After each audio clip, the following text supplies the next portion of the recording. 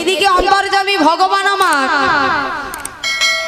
তিনি বিল্ল ঠাকুরকে দই খেতে দিয়ে চলে গেছে, আর এইদিকে বিল্ল ঠাকুর আমার ডাকছে, এই মধুমঙ্গল, মধুমঙ্গল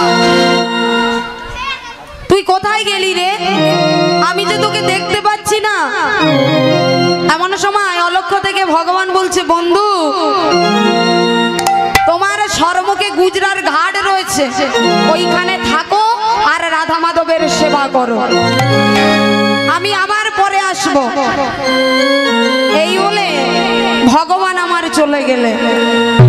আর এইদিকে বিল্লমঙ্গল প্রতিদিন ভিক্ষা করে নিয়ে এসে মাগো কৃষ্ণ গোপালের সেবা দেয়, প্রতিদিন যায় আর প্রতিদিন কীর্তন করতে করতে যায়।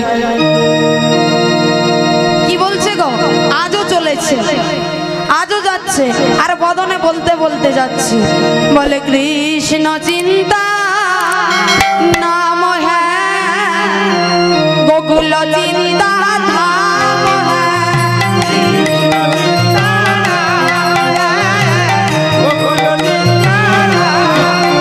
বলে কৃষ্ণ চিন্তা নাম গোকুল চিন্তা ধাম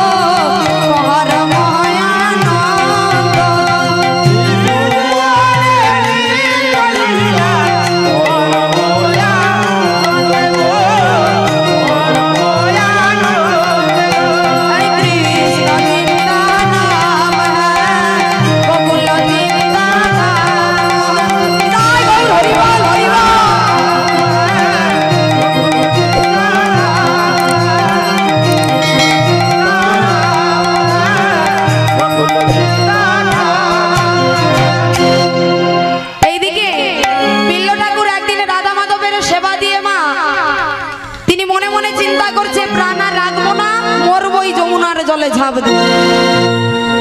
আর যেই মা যমুনায় ঝাঁপ দিতে যাবে ভগবান আমার হাতটা ধরেছে, আর যেই না হাতটা ধরেছে অমনি তার অন্ধ নয়নের দৃষ্টি ফিরে পেয়েছে।